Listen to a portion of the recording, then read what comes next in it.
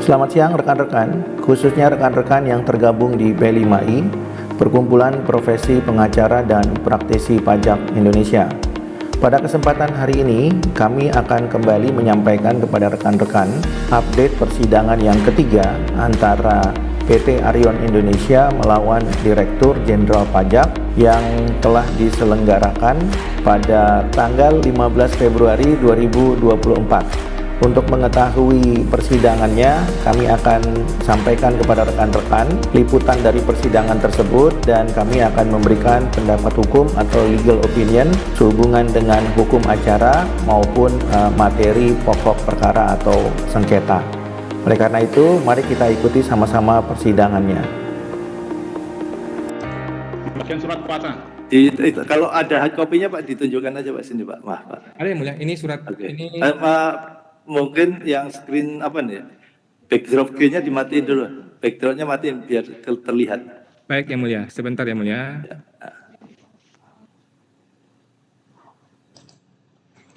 Rekan-rekan, dalam persidangan yang ketiga, PT Arion Indonesia ternyata meminta bantuan kuasa hukum untuk mendampingi PT Arion Indonesia di persidangan pengadilan pajak melawan Direktur Jenderal Pajak. Dan oleh karena PT Arion meminta bantuan kuasa hukum, maka seyogianya sebagai hukum acara peradilan pajak, tentunya pihak yang baru diberikan kewenangan harus memperlihatkan atau membuktikan terlebih dahulu legal standing atau dasar kewenangan kuasa hukum tersebut yang dibuktikan dengan surat kuasa khusus dan izin kuasa hukum yang masih berlaku. Kita lanjutkan persidangannya. Ini adalah surat kuasa yang mulia. Oke, surat kuasa. Ya, masih bisa lihat. Oke, izin kuasa hukumnya ada Pak? Izin kuasa hukum sebentar yang mulia. Ya. Izin kuasa hukumnya ini yang mulia. Oke, ya. Oke, baik, masih saya lihat. Tanggal berapa Pak yang bawahnya Pak? Ya, 23. Ya, oke, terima kasih. Ya. Oke, dah, silakan Pak. Baik. Jadi rekan-rekan, setelah menunjukkan legal standing atau dasar kewenangan kuasa hukum, maka kemudian kuasa hukum diberikan kewenangan untuk menyampaikan pendapatnya atau argumentasinya sehubungan dengan perkara yang sedang disidangkan. Kita lanjutkan persidangannya. Terima kasih yang mulia Majelis Hakim dan teman-teman. Mohon maaf saya baru masuk di kuasa kali ini. Jadi perlu saya sampaikan yang mulia kepada yang mulia, terutama yang mulia Majelis Hakim, karena yang kami lawan ini bukan satu orang yang mulia, bukan dua orang yang mulia, tetapi satu gerombolan yang mulia, satu gerombolan oknum yang mulia. Mereka ini bekerja secara sistematis dan tidak hanya secara sendiri-sendiri yang mulia, secara sistematis sudah terstruktur dan akan sangat sulit untuk membuktikannya apabila mereka membantah kami mengatakan kami tidak punya bukti itu. Tetapi untunglah kami punya rekaman yang mulia. Jadi kami perlu sampaikan bahwa gerombolan ini, segerombolan oknum ini yang mulia, telah menunjukkan arogansinya sejak awal yang mulia. Dari awal pemeriksaan yang mulia, sudah menunjukkan arogansinya, kesombongannya, dan kesewenang-wenangannya yang mulia dari setiap tahapan-tahapan dari pemeriksaan. Bahkan saya sendiri pernah ditemui oleh satu oknum yang mulia, bukan saya yang mulia, tetapi salah satu oknum gerombolan ini yang mulia pernah bertemu dengan direktur dari PT Arion, kemudian mengancam-ngancam bahwa akan terkena pasal ITE lah, orang itu sudah dipecat dari IKPI lah, dan sebagainya yang mulia. Itu yang perlu kami sampaikan yang mulia, bahwa yang kami lawan ini bukan satu dua orang. Rekan-rekan, perlu kami sampaikan kepada rekan-rekan bahwa persidangan pengadilan pajak itu bersifat dibuka dan terbuka untuk umum. Oleh karena itu, segala sesuatu yang berkaitan dengan perkara akuo dapat disampaikan di muka persidangan. Meskipun fakta tersebut adalah fakta yang cenderung tanda petik memojokkan pihak tertentu, sepanjang fakta itu bisa dibuktikan. Kalau memang fakta itu tidak bisa dibuktikan, tentu fakta tersebut tidak dapat dijadikan sebagai alat bukti. Namun ketika fakta itu dapat dibuktikan dengan minimal 2 alat bukti. Dari 5 alat bukti, maka fakta tersebut haruslah dianggap sebagai alat bukti yang sah dan harus diberikan pertimbangan. Dasar hukumnya ada di mana? Dasar hukumnya tentu diatur dalam pasal 69 Undang-Undang Pengadilan Pajak, sehingga dengan demikian pada saat alat bukti tersebut itu dimuat dalam putusan pengadilan pajak, maka putusan itu akan menjadi sah sesuai dengan rumusan norma pasal 84 ayat 1 huruf F Undang-Undang Pengadilan Pajak jungto pasal 84 ayat 2 Undang-Undang Pengadilan Pajak. Sebaliknya, apabila alat bukti itu ternyata terbukti tapi kemudian tidak dimuat dan diberikan pertimbangan, maka kemudian putusannya menjadi tidak sah. Kita lanjutkan. Kemudian kami perlu sampaikan kepada tergugat bahwa sebaiknya berhati-hati dalam persidangan yang terbuka untuk umum.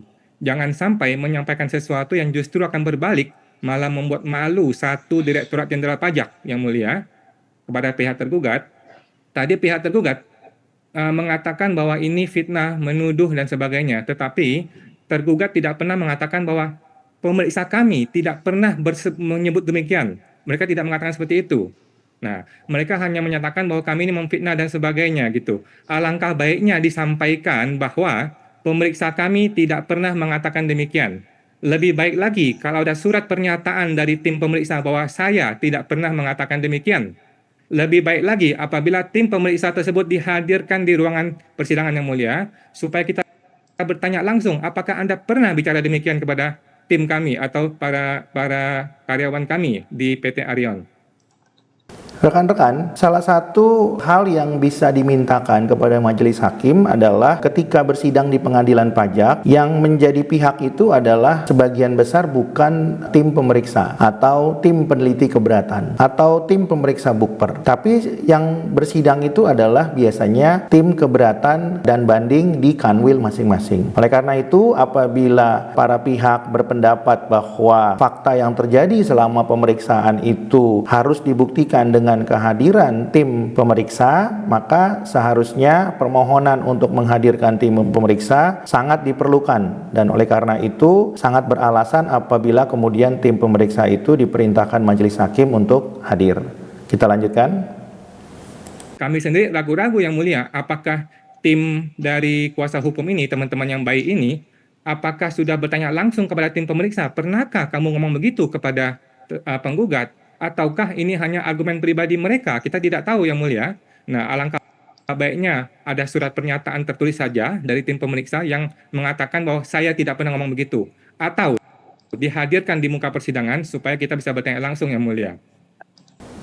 Rekan-rekan, sekali lagi kuasa hukum meminta supaya apa yang didalilkan oleh tim sidang tergugat mewakili Direktur Jenderal Pajak harus dibuktikan, dan untuk membuktikan hal tersebut tentunya ada dua hal yang dimohonkan oleh kuasa hukum. Yang pertama tadi adalah kuasa hukum meminta supaya dalil atau pernyataan daripada tim sidang DJP atau tim sidang tergugat dibuktikan dengan surat pernyataan dari tim pemeriksa, atau kemudian tim pemeriksa dihadirkan secara langsung dalam persidangan untuk membuktikan apa yang disampaikan oleh tim sidang tergugat dalam rangka pembuktian atas fakta-fakta yang terjadi selama pemeriksaan. Baik, kami lanjutkan persidangannya. Dan ada dua fakta Yang Mulia yang terakhir. Fakta pertama adalah PT Arion bertemu dengan si oknum konsultan pajak tersebut Yang Mulia. Kami tidak pernah kenal mereka sebelumnya. Apakah tiba-tiba turun dari langit kami kenal orang ini? Kan tidak begitu Yang Mulia. Kami datang langsung bertemu dengan oknum konsultan pajak tersebut. Tidak tiba-tiba Yang Mulia, ada orang yang kasih tahu kami dong. Gitu Yang Mulia. Itu satu fakta Yang Mulia, bahwa kami tidak pernah kenal konsultan pajak itu sebelumnya. Artinya ada yang memberitahu kami. Itu satu fakta. Rekan-rekan, di dalam praktek di lapangan, fakta ini sebenarnya sudah tidak asing lagi, karena memang ada beberapa KPP dan ada beberapa pemeriksa di dalam KPP tertentu ketika sedang melakukan pemeriksaan terhadap wajib pajak tertentu. Pemeriksa tersebut yang disebut dengan oknum itu memang ada yang menyarankan untuk bertemu dengan konsultan pajak tertentu supaya dengan demikian pemeriksaannya menurut pemeriksa menjadi lebih mudah, sehingga dengan demikian fakta fakta yang disampaikan oleh kuasa hukum ini merupakan fakta yang tidak lagi baru ya. Namun tentunya kuasa hukum ini harus membuktikan berikut dengan PT Arion Indonesia sebagai prinsipal, juga harus membuktikan apakah memang betul ada oknum pemeriksa yang mengarahkan kepada konsultan pajak tertentu, dan jika diperlukan konsultan pajak tertentu tersebut memang harus dihadirkan di muka persidangan supaya dapat membuktikan bahwa pemeriksaan yang dilakukan ini memang dari sejak awal sudah ada dugaan kong kali kong. Artinya pemeriksaan tidak dilakukan sesuai dengan prosedur atau hukum acara pemeriksaan yang berlaku, tapi memang sudah diduga atau patut diduga dikondisikan pemeriksaannya agar terjadi kompromi sebelum diterbitkannya SKP dan atau STP. Kami lanjutkan persidangannya. Tidak turun dari langit dong informasi tersebut. Yang kedua, mengenai perekaman, apakah Yang Mulia bisa menerima rekaman audio sebagai bukti? Itu terakhir Mulia. Terima kasih Yang Mulia. Baik. Ini masih ditekankan bahwa sidang ini adalah sidang tata usaha negara ya kepada para pihak. Jadi kalau ada hal-hal terkait dengan perilaku etik yang dilanggar oleh pihak pemeriksa atau pihak tergugat, silakan penggugat bisa menyampaikan pengaduannya ya ke unit kepatuhan internal Direktorat Jenderal Pajak untuk diperiksa lebih mendalam terkait hal itu. Jadi di sini majelis hanya akan memeriksa terkait dengan prosedur administratifnya. Jadi terkait dengan surat menyurat dan lain sebagainya. Kalau terkait tindak pelanggaran etik nanti disampaikan langsung ya ke Direktorat Jenderal Pajak unit kepatuhan internal atau Kementerian Keuangan. Silakan ya, karena ada jalurnya sendiri. Jadi pengadilan pajak tidak akan memeriksa terkait masalah etika atau pelanggaran etika yang dilakukan oleh tergugat. Bisa dipahami penggugat?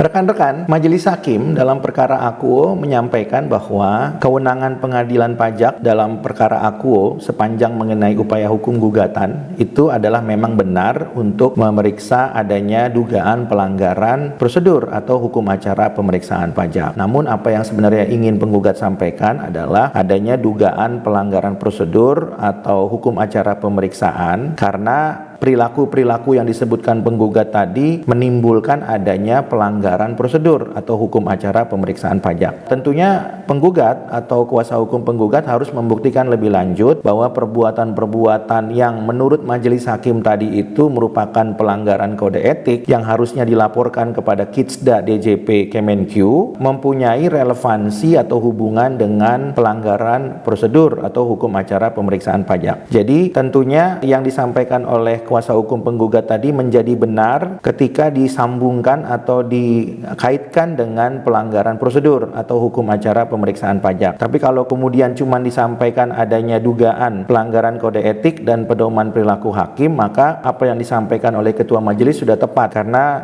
pengadilan pajak tidak berwenang untuk memeriksa perilaku daripada pegawai Direktorat Jenderal Pajak atau perilaku dari pejabat eksekutif. Itu adalah kewenangan daripada Kitsda DJP atau mungkin juga kewenangan daripada Komwasjak atau kewenangan daripada Itjen Kemenq. Sehingga dengan demikian apa yang disampaikan oleh majelis hakim menjadi benar ketika penggugat dan kuasa hukum tidak bisa mengkaitkannya dengan pelanggaran prosedur atau hukum acara pemeriksaan pajak. Namun apa yang disampaikan oleh penggugat atau kuasanya menjadi benar ketika penggugat atau kuasanya dapat mengkaitkan dengan pelanggaran prosedur atau hukum acara pemeriksaan pajak. Kami lanjutkan. Mohon maaf ya Mulia. Ini kan kita lagi bahas mengenai prosedur. Ya, maksudnya prosedurnya, tapi kalau keberatan terkait etika tadi dan lain sebagainya, nah itu masih tidak membahas. Tapi kalau masalah prosedur yang bisa tidak dilakukan, surat tidak disampaikan, tanda terima ini, itu silahkan bisa disampaikan di sini. Baik ya Mulia. Tetapi ya Mulia, menurut kami ini juga prosedur ya Mulia. Menurut kami itu juga prosedur. Tetapi apabila Yang Mulia nanti berpendapat lain, tidak apa-apa ya Mulia. Pertanyaan saya, apakah rekaman audio dapat menjadi bukti dalam persidangan ya Mulia? Itu harus dibuktikan lagi bahwa audio tersebut memang dari pihak yang disangkakan ya oleh pihak penggugat, itu kan harus dibuktikan juga dulu. Karena majelis juga tidak bisa membuktikan ini suara siapa, punya siapa, yang ini otentisitasnya seperti apa, kan majelis tidak bisa membuktikan. Rekan-rekan, apa yang disampaikan oleh kuasa hukum tadi sudah benar, yaitu berkaitan dengan perilaku itu menjadi berkaitan dengan perkara aku apabila memang bisa dihubungkan atau direlevansikan dengan pelanggaran prosedur atau hukum acara. Yang kedua, berkaitan dengan masalah rekaman audio, itu juga memang dapat dijadikan alat bukti sepanjang memang dapat dibuktikan bahwa informasi yang ada dalam audio itu adalah merupakan keterangan sehubungan dengan fakta-fakta dalam pemeriksaan pajak. Contohnya keterangan yang disampaikan oleh para saksi. Untuk membuktikan itu tentunya para pihak diberikan kesempatan untuk menghadirkan saksi-saksi yang memang keterangannya ada dalam audio. Sehingga dengan demikian audio itu meskipun tidak termasuk dalam daftar alat bukti sebagaimana dimaksud dalam pasal 69 Undang-Undang Pengadilan Pajak, namun dapat dijadikan alat bukti ketika keterangannya dibuktikan dengan pihak yang dapat dihadirkan di muka persidangan dan dianggap sebagai keterangan saksi, dalam hal ini adalah saksi fakta. Kami lanjutkan. Baik Yang Mulia, intinya kami tetap dapat memberikan informasi dan Yang Mulia tetap bisa menerima Yang Mulia ya. Hanya saja mengenai pembuktiannya nanti kita akan lebih lanjut lagi Yang Mulia. Ya, nanti bisa di-upload aja yang disampaikan ke panitera nanti. Terima kasih Yang Mulia. Ya, ada lagi dari pihak tergugat? Kami cukup Yang Mulia. Cukup ya. Mohon izin dari penggugat majelis. Ya, silakan kalau ada lagi. Kami dari pihak penggugat selanjutnya kami mohon melalui majelis hakim supaya tergugat memberikan atau menyampaikan LHP yang telah diterbitkan pada tanggal 24 Agustus begitu majelis, karena kami telah mengajukan upaya permohonan untuk LHP tersebut namun tergugat tidak memberikannya begitu majelis.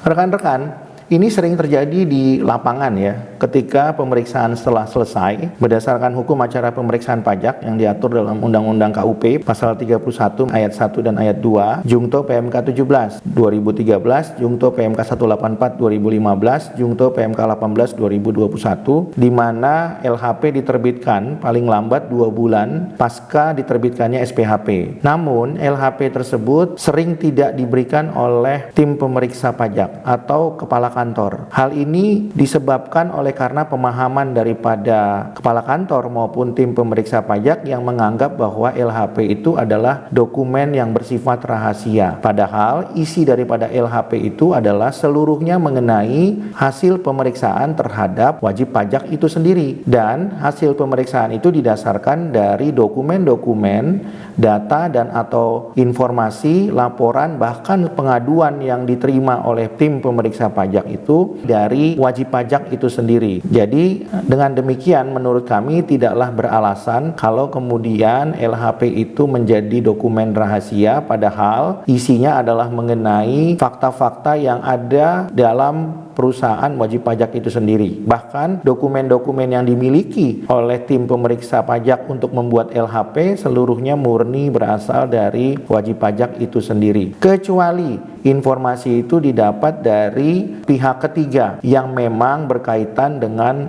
wajib pajak. Dan itu pun harus dibuktikan terlebih dahulu apakah informasi dari pihak ketiga itu memang demi hukum harus dikesampingkan dalam rangka mencari kebenaran material sesuai dengan prinsip daripada pemeriksaan pajak, yaitu mencari kebenaran material. Kami lanjutkan persidangannya. LHP itu terkait sengketa yang mana, Pak? Terkait sengketa yang 11 sengketa itu majelis. Oke. Apa yang mau dilihat dari LHP? Sebenarnya kan yang mau dilihat dari LHP itu adalah memang apakah betul LHP tersebut diterbitkan dan materinya apakah sesuai atau tidak. Oke, ya. Berarti tidak membahas materi ya di sini ya. Baik majelis. Tapi kan itu sebagai sumber atau nanti ketika kami mengajukan keberatan majelis. Makanya kami memohon melalui majelis supaya pada persidangan kali ini dokumen tersebut untuk dihadirkan begitu majelis. Karena tadi juga tergugat telah menyampaikan bahwa telah menerbitkan LHP tersebut. Oke. Karena itu kan merupakan terkait juga. LHP terkait SKPKP ya. Silakan nanti ya tergugat bisa disampaikan di persidangan ini.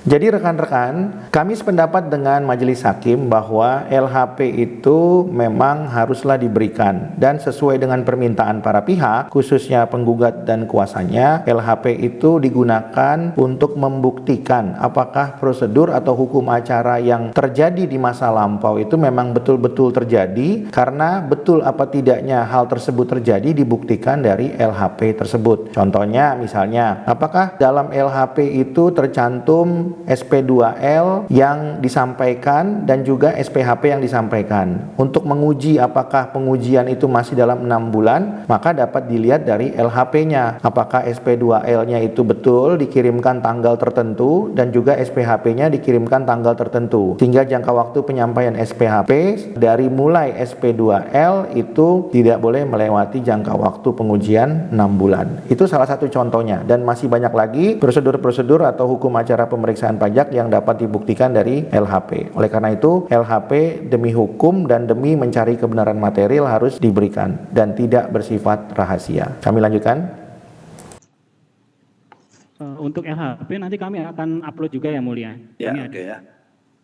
Oke, baik, nanti di-upload juga ya, dilengkapi atas seluruh sengketa yang ada ya, supaya majelis juga bisa melihat di sana kan diceritakan juga tentang proses pemeriksaan dan lain sebagainya, hasilnya seperti apa, nanti majelis akan menilai ya. Baik, satu lagi majelis.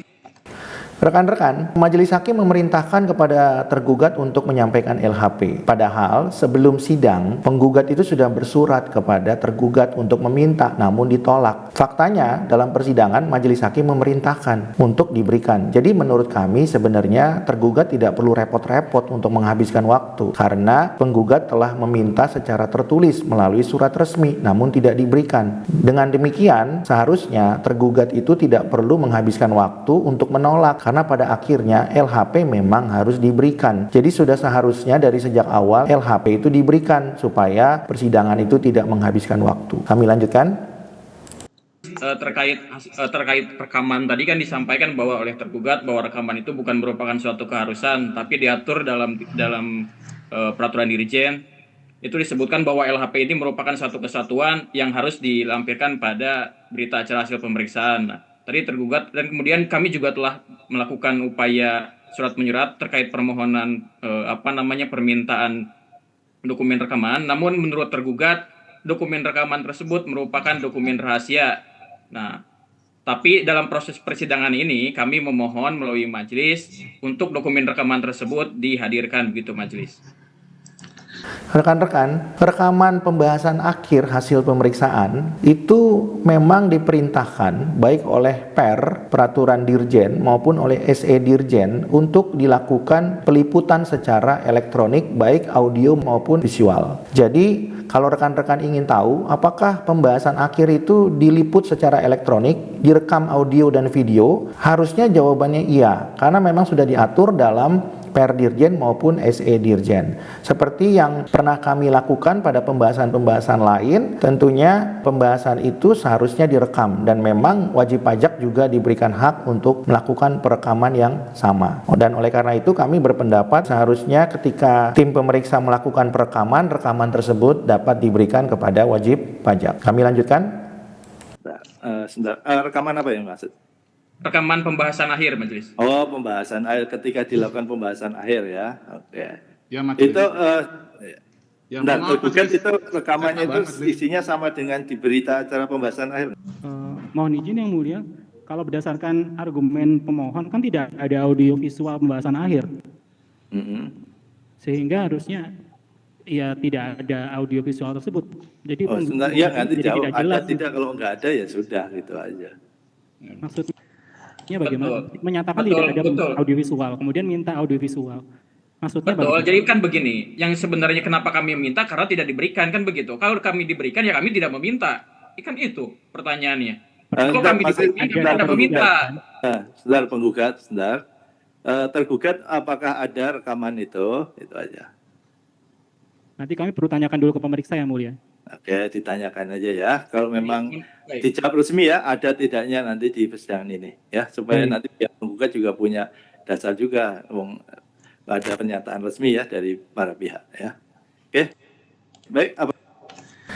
Rekan-rekan, sekali lagi majelis hakim menyampaikan kepada tergugat, dan tergugat ini sepertinya sangat sulit sekali menjawab pertanyaan ya, karena memang pertanyaan itu kan sebenarnya mudah saja untuk dijawab. Pertanyaan majelis hakim itu kan apakah ada, kalau ada mana rekamannya, kalau tidak ada ya dijawab dengan surat pernyataan secara tertulis dan resmi. Jadi apapun dalil penggugat yang mengatakan bahwa rekaman itu tidak ada, tapi kalau faktanya ada ya harus diberikan. kan? Jadi tergugat sebenarnya nggak perlu khawatir untuk menyampaikan fakta apa adanya. Justru dengan berputar-putar menjawab seperti ini patut diduga tergugat itu kemudian menyimpan rekaman yang kemudian sepertinya tidak boleh didengar apalagi diperlihatkan kepada para pihak di muka persidangan. Oleh karena itu menurut kami seharusnya tergugat tidak perlu khawatir ya dalam menyampaikan fakta persidangan yang berbasis apa adanya. Kami lanjutkan. Apalagi yang mau sampaikan? Nanti sidang berikutnya ya, penggugat nanti menjawab. Silakan Pak Rio ya. Pak Rinto ya, Pak. Ya, rekan-rekan, ini salah satu kendala teknis ketika bersidang secara online ya. Karena ketika pihak tertentu menyampaikan sesuatu sehingga tidak terdengar oleh pihak lain dan itu terkendala oleh karena jaringan atau mungkin satu dan lain hal lain yang berhubungan dengan teknologi dan informasi. Kami lanjutkan. Iya, oke. Ya, nanti masih akan lihat sama tidaknya itu ya. Silakan nanti tergugat ya, kenapa ada pembahasan akhir kedua, kemudian hasilnya seperti apa, dijelaskan di sidang ini. Baik Yang Mulia, jadi pembahasan akhir kedua itu kan untuk mengakomodir surat tanggapan yang kedua dari pemohon juga. Ya, tadi nyatakan katanya surat tanggapannya tidak diakomodir, itu seperti apa? Nanti disampaikan aja tanggapan dari penggugat seperti apa, hasil di pembahasan akhirnya seperti apa, gitu ya. Baik. Majelis, ini tambahan Ya. sedikit majelis, biar majelis itu tidak ini ya, ini kan sebenarnya persidangan paling gampang majelis untuk kasus pajak karena hanya pelanggaran tata cara pemeriksaan. Ini cara penyampaian dokumen dari tergugat itu membingungkan itu majelis. Kalau bisa nanti dari kronologi dari kami langsung bawahnya ditanggapin gitu, jangan muter-muter Iya, bawa ini gitu majelis, biar lebih enak itu majelis, tersistematis itu loh. Kasihan majelis hakim tugasnya kan banyak, dibebani oleh ulahnya tergugat yang bulut-bulut itu kan kasihan juga ini majelis. Terima kasih majelis. Mohon izin. Rekan-rekan, ini pendapat yang sangat luar biasa ya, karena penggugat mengatakan bahwa positum atau petitum penggugat itu tidak ditanggapi satu persatu ya, tapi kemudian tergugat itu menjawabnya muter-muter ya, jadi tidak jawab langsung kepada intinya. Jadi seharusnya ketika menjawab itu apa yang dipersoalkan penggugat dalam positum langsung dibantah oleh tergugat, sehingga dengan demikian petitumnya juga dapat langsung diakui atau dibantah. Jadi kalau rekan-rekan beracara ketika positum terbukti maka petitum harus dikabulkan. Sebaliknya ketika positum tidak terbukti maka petitum juga tidak dapat dikabulkan. Nah, oleh karena itu untuk mempersingkat persidangan, tentunya ketika ada satu positum, maka penggugat mendalilkan dengan dua alat bukti, tentunya tergugat harus membantah juga dengan dua alat bukti yang lain supaya dengan demikian positum tersebut itu dapat langsung ditentukan terbukti apa tidak. Dan oleh karenanya langsung juga dapat dibuktikan apakah petitum tersebut dapat dikabulkan atau sebaliknya. Kami lanjutkan persidangannya. Ya, mungkin penggugat lebih baik membaca dulu penjelasan kami baru mengomentari. Ya, oke. Jadi gini, nanti pokoknya tergugat dari apa yang disampaikan penggugat itu keberatan, beberapa pelanggaran-pelanggaran itu nanti jawab ya satu-satu, walaupun tadi sudah ada jawabannya, ada yang terlewat ya itu ya, nanti dilihat, dijawab urut aja, jadi supaya sistematis majelis juga lebih mudah juga untuk mempelajarinya ya. Oke. Ya. Rekan-rekan, alasan penggugat itu menyampaikan bahwa tergugat muter-muter dan tidak menjawab itu tentunya karena penggugat sudah membaca tanggapan dari tergugat dan juga membaca penjelasan tertulis dari tergugat. Sangatlah tidak logis ketika penggugat mengatakan bahwa tergugat tidak menjawab positum penggugat, tapi kemudian tergugat mengatakan bahwa penggugat itu tidak membaca. Sebaliknya, penggugat mengatakan bahwa jawaban tergugat itu tidak menjawab positum penggugat alias muter-muter karena memang penggugat telah membaca. Oleh karena itu kami berpendapat bahwa biasanya memang dalam praktek tergugat ini suka muter-muter itu karena memang tidak ada jawabannya yang harus diberikan. Dan oleh karena itu untuk demi efektifnya persidangan harusnya ketika positum itu terbukti ya harus diakui ya, sehingga persidangan itu bisa dilanjutkan untuk membuktikan positum-positum yang lain daripada menghabiskan waktu untuk memeriksa positum tapi tidak langsung pada intinya dengan minimal dua alat bukti. Oleh karena itu, di waktu yang akan datang, kalau tergugat beracara sebaiknya langsung bantah saja dengan dua alat bukti. Sebaliknya, kalau penggugat mendalilkan positum, langsung dalilkan juga dengan minimal dua alat bukti, sehingga persidangan menjadi lebih efektif. Kami lanjutkan. Ya, biar masing-masing nanti silakan bekerja. Tambahan Ya, sedikit ada lagi lagi? majelis, tambahan sedikit lagi. penggugat Ya, Pak Rinto. meminta pemeriksa kalau bisa dihadirkan untuk membuktikan resi pengiriman pos dan rekaman audio majelis. Itu nanti mungkin barengan sama sidang Oke. ahli. Terima kasih majelis. Rekan-rekan, penggugat juga minta supaya tim pemeriksa dihadirkan untuk membuktikan apakah memang betul prosedur itu telah dilakukan dengan benar, apakah seluruh tahapan-tahapan telah dilakukan dengan benar, dan setiap tahapan harus dibuktikan dengan dokumen atau surat yang disampaikan, baik itu secara langsung atau melalui faksimili atau melalui resi pos, sebagaimana diatur dalam pasal 1 angka 40 jungto angka 41 Undang-Undang KUP dan pasal 1 angka 11 jungto angka 12 Undang-Undang PP. Dengan demikian, sudah sangat tepat apa yang diminta oleh penggugat untuk menghadirkan tim pemeriksa pajak. Kami lanjutkan. Ya, nanti sidang berikutnya masih akan lihat ya.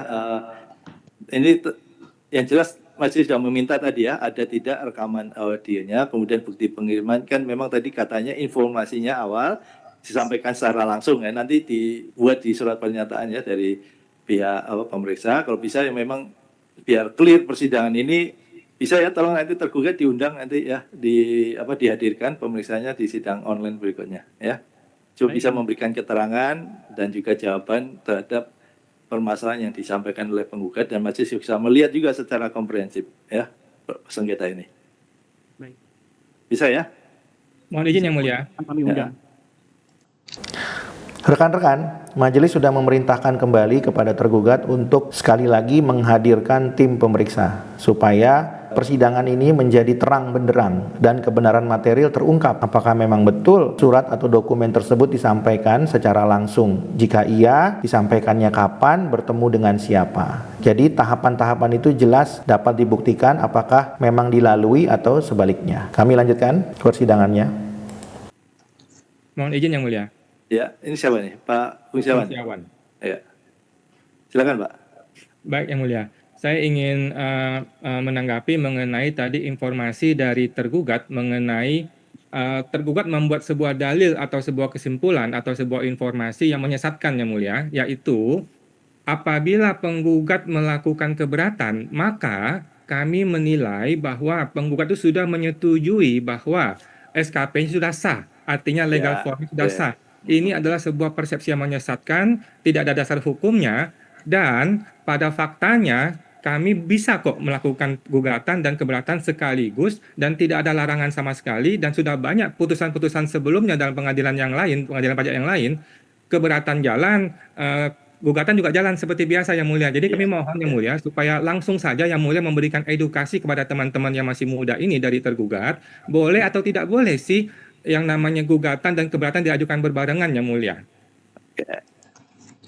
Ya, rekan-rekan, apa yang disampaikan oleh kuasa hukum penggugat itu memang sudah tepat ya. Kalau kita bicara hukum acara pemeriksaan pajak, maka upaya hukumnya ada dua, yaitu gugatan dan banding. Kalau kemudian penggugat mengajukan upaya administratif di luar pengadilan pajak, maka upaya hukumnya sangat banyak atau upaya administratifnya sangat banyak. Satu diantaranya adalah upaya hukum pemeriksaan QA atau upaya hukum keberatan atau upaya hukum lain seperti pengurangan atau penghapusan sanksi atau pembatalan SKP dan atau STP. Jadi sebenarnya dua wilayah atau domain tersebut adalah dua ranah yang berbeda. Kalau kita bicara mengenai pemeriksaan pajak, termasuk di dalamnya ada pemeriksaan QA, itu adalah domain daripada lembaga eksekutif. Termasuk di dalamnya adalah permohonan keberatan juga masuk ke dalam domain lembaga eksekutif. Sementara kalau kita bicaranya upaya hukum gugatan dan banding, itu adalah domain lembaga yudikatif. Sehingga keduanya tidak dapat dicampur adukan menjadi satu. Dan majelis tidak punya kewenangan mencampuri kewenangan eksekutif. Sehingga dengan demikian sangat beralasan ketika upaya hukum yang diajukan penggugat itu